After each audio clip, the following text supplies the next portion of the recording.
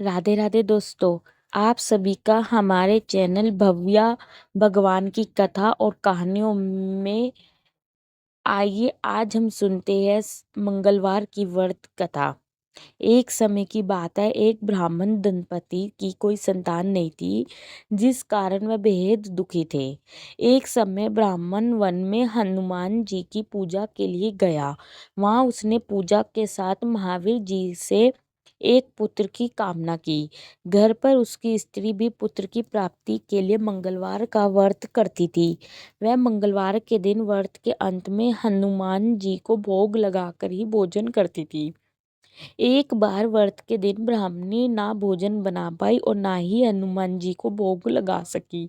उसने प्रण किया कि वह अगले मंगलवार को हनुमान जी को भोग लगाकर ही भोजन करेगी। वह भूखी प्यासी 6 दिन तक पड़ी रही। मंगलवार के दिन वह बेहोश हो गई। हनुमान जी उसकी निष्ठा और लगन को देखकर प्रसन्न हुए। उन्होंने आशीर्वाद स्वरूप ब्राह्मणी को एक पुत्र दिया और कहा कि यह तुम्हारी बहुत सेवा करेगा। बालक को पाकर ब्राह्मी अत्यंत प्रसन्न हुई। उसने बालक का नाम मंगल रखा। कुछ समय उपरांत जब ब्राह्मण घर आया तो बालक को देख पूछा कि वह कौन है। पत्नी बोली कि मंगलवार व्रत से प्रसन्न होकर हनुमान जी ने उसे यह बालक दिया है। ब्राह्मण को अपनी पत्नी की बात पर विश्वास नहीं हुआ। एक दिन मौका देख ब्राह्मण ने बालकों को कुएं में गिरा दिया। घर पर लौटने पर ब्राह्मणी ने पूछा कि मंगल कहाँ है। तभी पीछे से मंगल मुस्कुराकर आया गया। उसे आप वापस देखकर ब्राह्मण आश्चर्यचकित रह गया।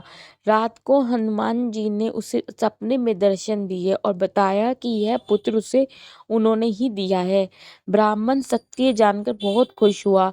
इसके बाद ब्राह्मण दंपति प्रत्येक मंगलवार को व्रत रखने लगा।